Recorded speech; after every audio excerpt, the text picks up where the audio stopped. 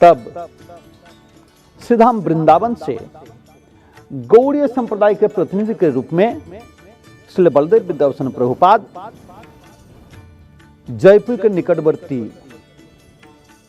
गलता गद्दी में आहूत की गई सभा में जो चतुर्थ संप्रदाय एवं गौड़ीय संप्रदाय के आचार्यगण, विद्वान पंडित गणों के बीच में संगठित हुआ था, वहां पहुंचकर बलदेव विद्याभूषण प्रभुपाद जी ने गौड़ीय संप्रदाय को सर्वश्रेष्ठ पंचम विशुद्ध वैष्णव संप्रदाय के रूप में स्थापित किया एवं प्रमाणित किया। जयपुर के महाराजा के सम्मुख में सभी संप्रदाय गौड़ीय संप्रदाय को स्वतंत्र विशुद्ध पंचम संप्रदाय के रूप में मान्यता दी।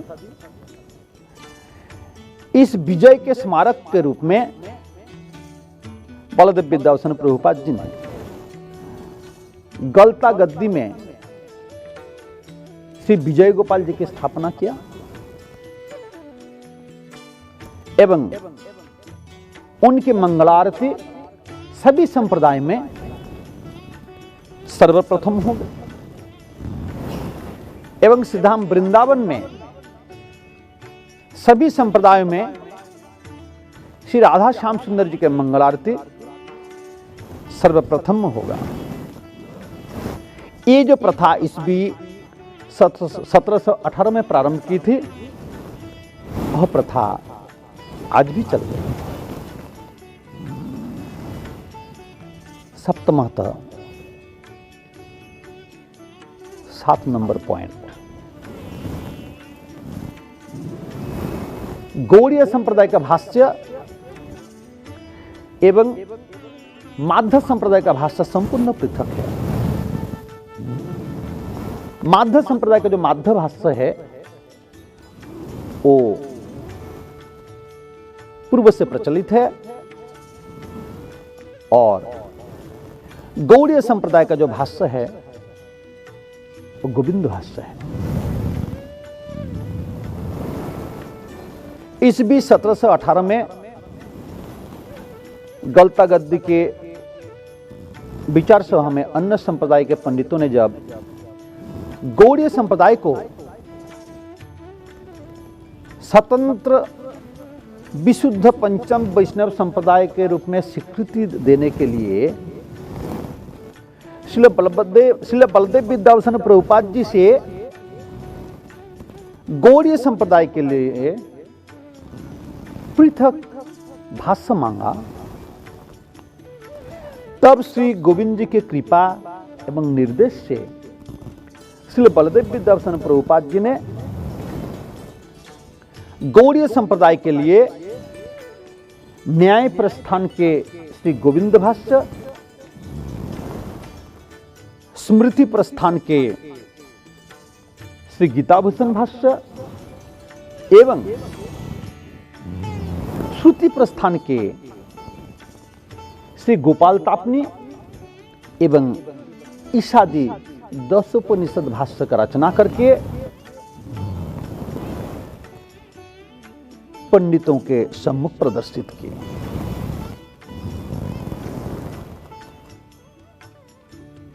सभी संप्रदाय तब विवश होकर श्री कृष्ण चैतन्य महाप्रभु जी के द्वारा प्रवर्तित श्री कृष्ण चैतन्य महाप्रभु जी से प्रारंभ जो गौड़ीय संप्रदाय, उसको स्वतंत्र विशुद्ध पंचम वैष्णव संप्रदाय के रूप में स्वीकृति एवं मान्यता प्रदान की। अष्टमतः ब्रह्म के साथ जीव जगत के संबंध के विषय पर भी गौड़ीय संप्रदाय के साथ माध्व संप्रदाय का अंतर है। गौड़ीय संप्रदाय अचिंत्य भेदाभेदवाद को मानते हैं और माध्य संप्रदाय द्वैत भेदवाद को मानते हैं।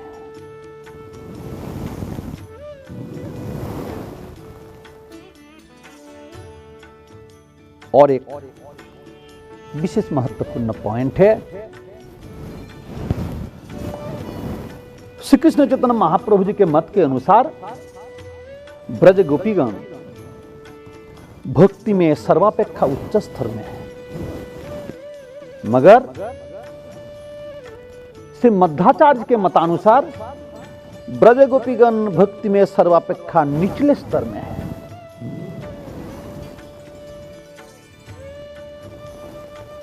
शास्त्र मतानुसार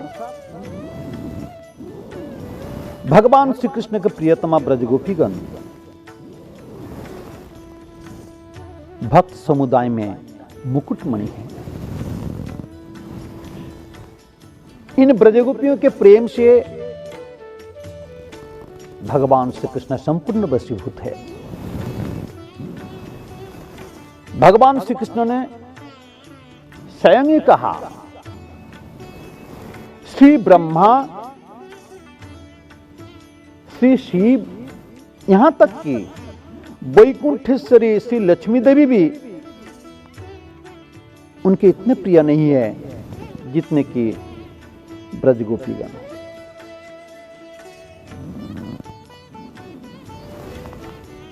भक्त श्रेष्ठ श्री उद्धव एवं श्री ब्रह्मा जी भी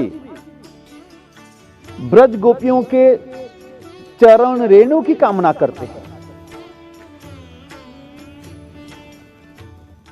ब्रज गोपियों के जो महाभाव भगवान श्री कृष्ण के महिषीगण श्री रुक्मिणी सप्तभामा आदि के लिए भी अति दुर्लभ है, मगर श्री मध्वाचार्य के मतानुसार भक्ति में श्री रुक्मिणी सप्तभामा आदि अष्टमहिषियां गोपियों के अपेक्षा द्विगुण श्रेष्ठ है।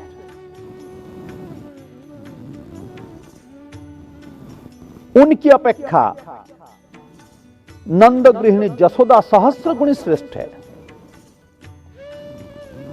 श्री जसोदा से श्री देवकी देवी श्रेष्ठ है। श्री देवकी की अपेक्षा श्री वसुदेव, श्री वसुदेव की अपेक्षा श्री अर्जुन एवं श्री अर्जुन से भी भक्ति में श्रेष्ठ है श्री बलराम। श्री ब्रह्मा जी के अतिरिक्त और कोई भी भक्ति में श्री बलराम जी के अपेक्षा श्रेष्ठ नहीं है। श्री ब्रह्मा ही सर्वाधिक श्रेष्ठ है, वह विशेष है। देखिए, मध्वाचार्य रचित जो भागवत तात्पर्यम है, इसमें स्पष्ट रूप से ये लिखा गया है। इससे जाना जाता है माध्य विचार में भक्ति तारतम्य अनुसार ब्रजगोपीगण सर्वापेक्षा निचले स्तर में है और श्री ब्रह्मा सबसे ऊंचे स्तर में है। मगर श्री मध्वाचार्य की यह उक्ति समस्त शास्त्रों के विरोधी उक्ति है। माध्य संप्रदाय श्री ब्रह्मा जी को ही अपने गुरु मानते हैं, आदि गुरु मानते हैं। इसलिए श्री मध्वाचार्य ने श्री ब्रह्मा जी की महिमा इतनी बखान की है किंतु वामन पुराण में श्री भृगु प्रभृति महर्षि गणों के प्रति श्री ब्रह्मा जी ने स्वयं कहा, 60 वर्ष सहस्राणि मया तप्तं तपः पुरा नंद गोप ब्रजस्त्रीणां पाद रेणुपलब्धये तथापि न मया प्राप्तास्तासां वै पाद रेणव। अर्थात श्री ब्रह्मा जी ने कहा, पूर्व काल में नंद ब्रजवासिनी गोपीगण के चरण रेणु की प्राप्ति के लिए 60 सहस्त्र वर्ष तक मैंने तपस्या की थी, फिर भी मैं उनकी ब्रज गोपियों की चरण रेणु को प्राप्त न कर सका। उसी स्थान पर फिर ब्रह्मा जी ने और कहा, नाहं शिवश्च शेषश्च श्रीश्च ताभिः समः क्वचित्, अर्थात मैं ब्रह्मा, श्री शिव, श्री शेष नामक अनंत देव एवं श्री लक्ष्मी देवी, हम सब में से कोई भी कभी भी ब्रज गोपियों के समान नहीं हो सकते।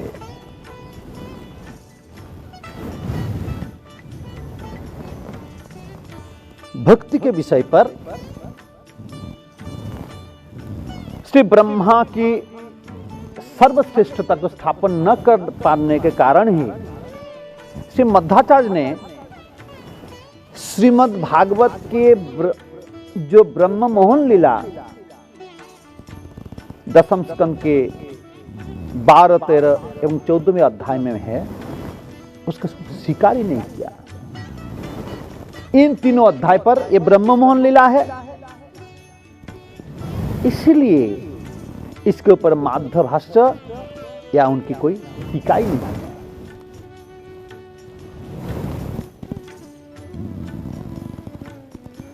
अब जो है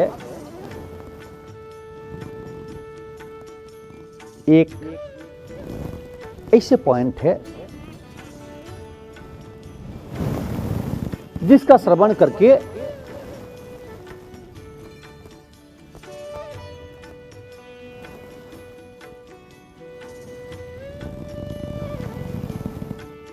जो भी भक्त श्री राधा कृष्ण के, राधा श्याम सुंदर के, ब्रज गोपियों के भक्ति में लीन रहते हैं, उनके हृदय में प्रबल आलोड़न का सृष्टि हो जाएगा। श्रीमन मध्वाचार्य के द्वारा ब्रज गोपियां तथा श्री राधारानी जी के संबंध में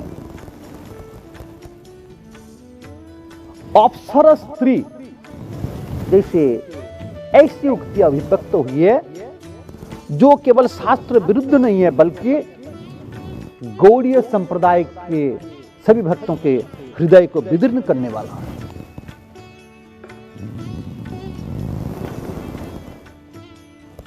श्रुति स्मृति के अनुसार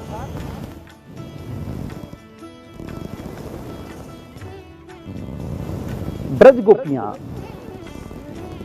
भगवान श्री कृष्ण के ही स्वरूप शक्ति का मूर्ति विग्रह है।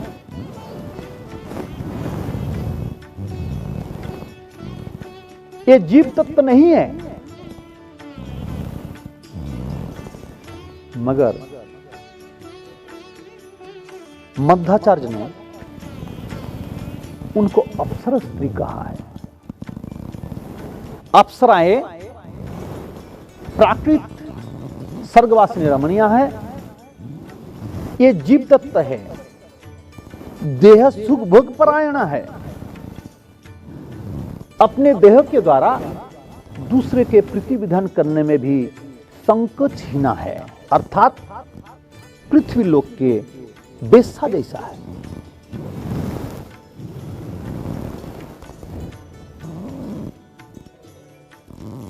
स्वयं श्री कृष्ण चैतन्य महाप्रभु जी ने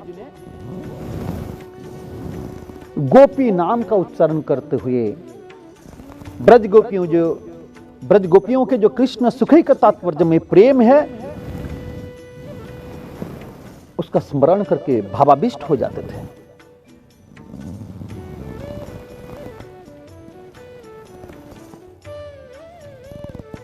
जो मध्वाचार्य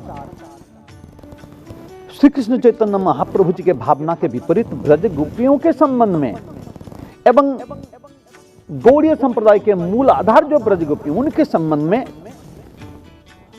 अप्सरा स्त्री जैसे अप शब्द का प्रयोग करते हैं। गौड़ीय संप्रदाय में ऐसे अधोगति संपन्न व्यक्ति कौन हो सकता है जो कि उन मध्वाचार्य को गौड़ीय संप्रदाय के आचार्य के आसन पर बैठा सकता है?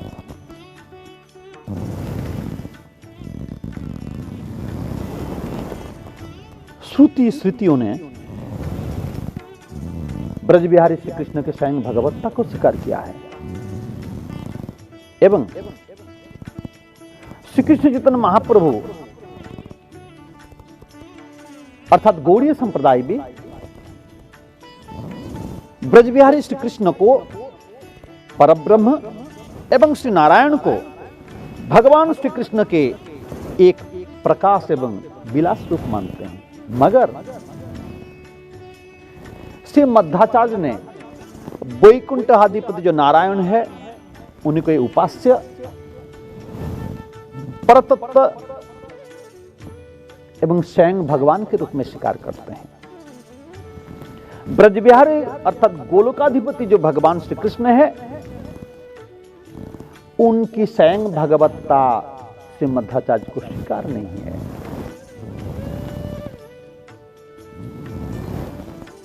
और एक पॉइंट है द्वादशतः, श्रुति स्मृति प्रमाणों के आधार पर श्रीमन महाप्रभु जी ने प्रेम को ही परम पुरुषार्थ स्वीकार किया है, माना है। ब्रज बिहारी श्री कृष्ण के प्रेम सिवा ही गौड़ीय संप्रदाय का एकमात्र लक्ष्य या साध्य वस्तु है। 5 प्रकार मुक्ति की स्पृहा तक को भी गौड़ीय संप्रदाय में पिशाची कहा गया है। मगर माध्यम मत में मोक्ष या मुक्ति ही परम पुरुषार्थ है एवं एकमात्र लक्ष्य या साध्य वस्तु है।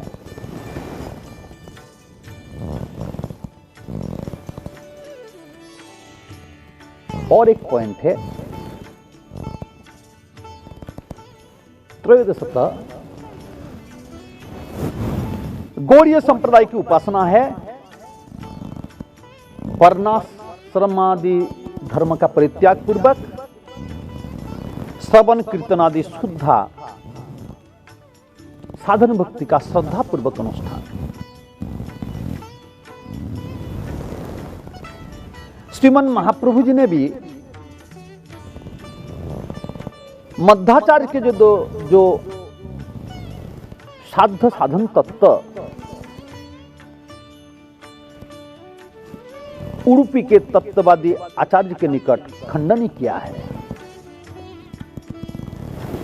कर्म मुक्ति दुई वस्तु त्याजे भक्तगण সেই দুই স্থাপ তুমি সাধ্য সাধন, এই তো বৈষ্ণবের নহে সাধ্য সাধন।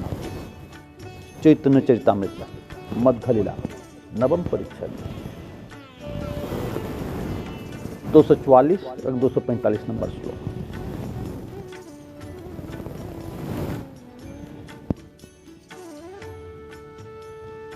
माध्यम मत में केवला भक्ति जीवों का एकमात्र लक्ष्य मुक्ति या श्रेष्ठ उपाय का साधन है। वस्तुतः ये केवला भक्ति जो है मोक्षवांछायन भक्ति नहीं है, कारण मोक्ष या मुक्ति ही तो उनका परम पुरुषार्थ है।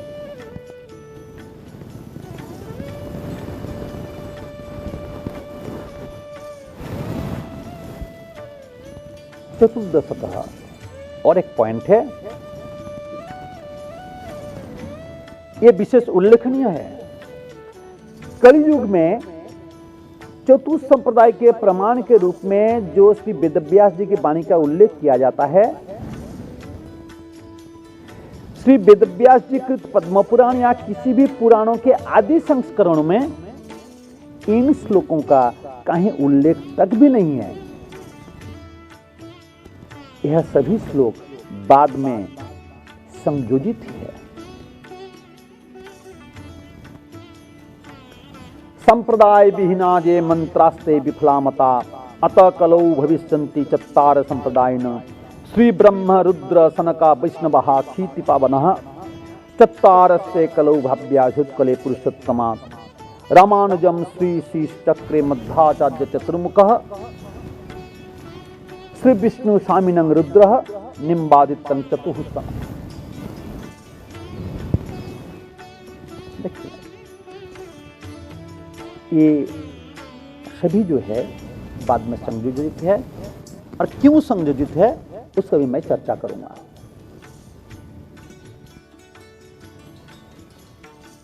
श्री कृष्ण चैतन्य महाप्रभु जी के परिकर गण ने, गोस्वामी गण, बहुत सारे भक्ति ग्रंथों की रचना की थी, मगर किसी भी ग्रंथ में कलियुग में केवल मात्र 4 संप्रदाय होंगे एवं गौड़ीय संप्रदाय या चैतन्य संप्रदाय माध्व संप्रदाय के अंतर्भुक्त है, ऐसा उल्लेख कहीं भी नहीं किया है।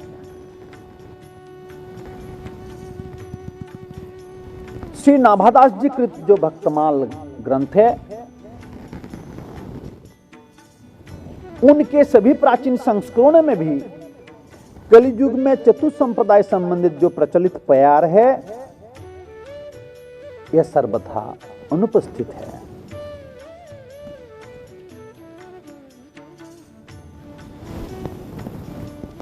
अब प्रश्न आता है, यह संयोजन क्यों किया गया? देखिए, हमने पहले चर्चा किया था कि कट्टर सुन्नी मुसलमान औरंगजेब के आक्रमण के भय से वृंदावन के सभी प्रतिष्ठित मंदिरों के शिवविग्रहों को स्थानांतरित किया गया था।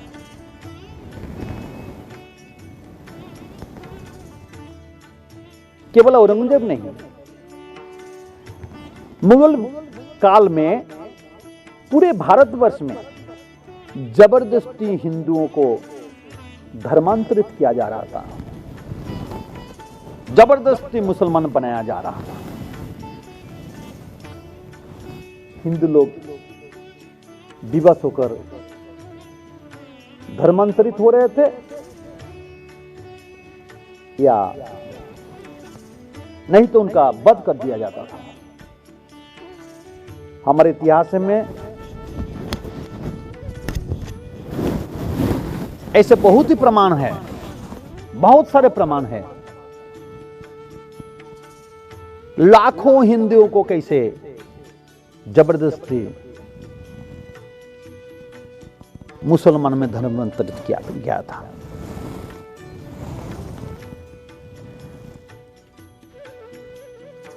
हिंदू धर्म की ऐसे संकट की घड़ी में हिंदू धर्म के प्रबल प्रतापशाली संत श्री बालानंद स्वामी आदि ने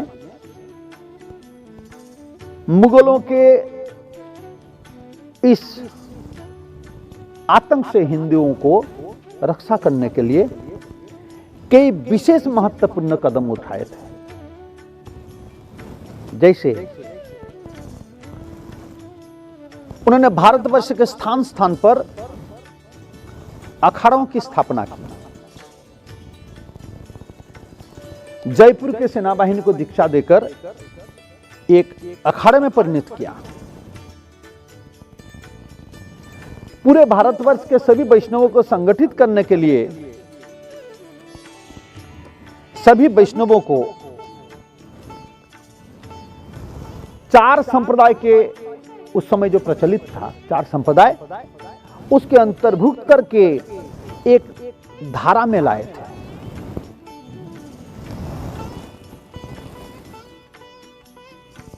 उसी समय कलयुग में 4 संप्रदाय विषयक से सभी श्लोकों एवं प्यारों को विभिन्न धर्म ग्रंथ में संयोजित कर दिया गया था, जिससे कि सभी वैष्णव चारों संप्रदायों में संघबद्ध होकर मुगलों के विरुद्ध लड़ सके। मगर वर्तमान में भी बहुत से व्यक्ति उस समय के उस अस्थाई कार्य को स्थायी मानकर कलयुग में केवल मात्र 4 संप्रदाय होंगे ऐसा प्रचार कर रहे हैं, जो कि बेबुनियाद है। कारण भारतवर्ष में प्राचीन काल से ही एक एक आचार्य ने जन्म लेकर एक एक संप्रदाय की स्थापना की।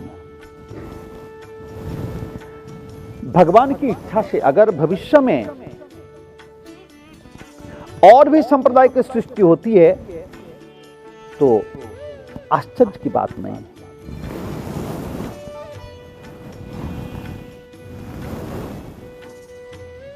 तो इसीलिए कलियुग में केवल 4 संप्रदाय होंगे एवं माध्य संप्रदाय गौड़ीय संप्रदाय के अंतर्गत है, ये संपूर्ण बेबुनियाद है। और एक बात है, श्रील बलदेव विद्याभूषण प्रभुपाद जी के द्वारा रचित जो गोविंद भाष्य है, उसके सुखमा नामनी जो टीका है,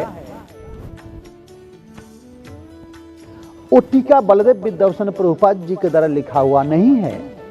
बहुत से लोग ये बात को नहीं जानते हैं। देखिए, टीकाकार और कोई है, बलदेव विद्याभूषण पाद नहीं है। इसका स्पष्ट प्रमाण ये है, टीकाकार लिख रहे हैं, भाष्यं जस्य निर्देशाद रोचितं विद्याभूषणेनेदं गोविंदः स परमात्मा ममापि सूक्ष्मं करोत्तस्मिन्। अर्थात जिन परमात्मा श्री गोविंद के निर्देश से विद्याभूषण कर्तृक यह भाष्य रचित है, ये अर्थात श्री गोविंद ही इस विषय पर मेरा भी सूक्ष्म कर रहे हैं। अर्थात उनकी कृपा से ही मैं, अर्थात उन गोविंद जी के कृपा से ही मैं इन सूक्ष्म टीका लिख रहा हूं।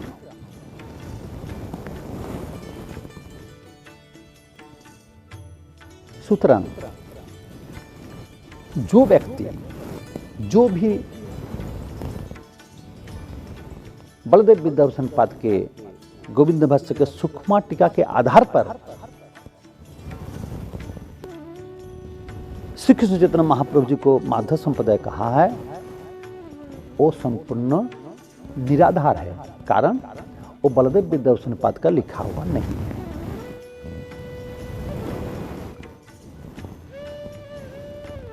और भी बहुत सारे विषय है। सबसे बड़ी बात तो ये है,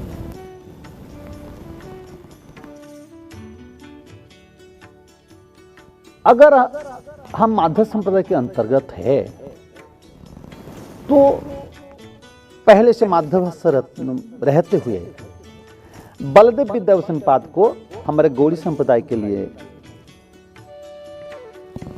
श्री गोविंद जी की कृपा से क्यों गोविंद भाष्य रचना करना पड़ा, क्यों प्रस्थांतर का उनको भाष्य रचना करना पड़ा।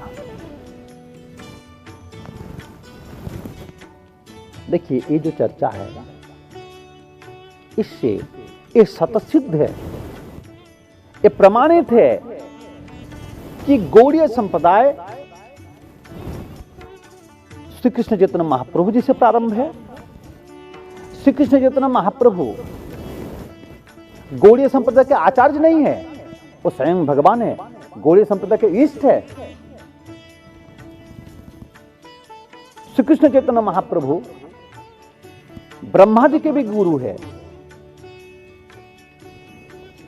और गौड़ीय संप्रदाय के आचार्य है श्री बलदेव विद्याभूषण प्रभुपाद। आचार्य उनको माना जाता है जो संप्रदाय को स्थापित करते हैं। तो हमारे बलदेव विद्याभूषण प्रभुपाद हमारे गौड़ीय संप्रदाय के लिए न्याय प्रस्थान के श्री गोविंद भाष्य, स्मृति प्रस्थान के श्री गीताभूषण भाष्य एवं श्रुति प्रस्थान के श्री गोपाल तापनी वो ईसादी दशोपनिषद भाष्य रचना करके हमारे गौड़ीय वैष्णव संप्रदाय को विश्व वैष्णव जगत में सर्वश्रेष्ठ पंचम विशुद्ध वैष्णव संप्रदाय के रूप में स्थापित किया। श्री कृष्ण चैतन्य महाप्रभु जी के सभी अनुयायी से प्रार्थना है कि स्वयं को श्री कृष्ण चैतन्य महाप्रभु जी के द्वारा प्रवर्तित गौड़ीय या चैतन्य संप्रदाय के ही सदस्य माने, न कि माध्व संप्रदाय के। गौड़ीय संप्रदाय श्री कृष्ण चैतन्य महाप्रभु जी से प्रारंभ है एवं आचार्य है श्रील बलदेव विद्याभूषण प्रभुपाद।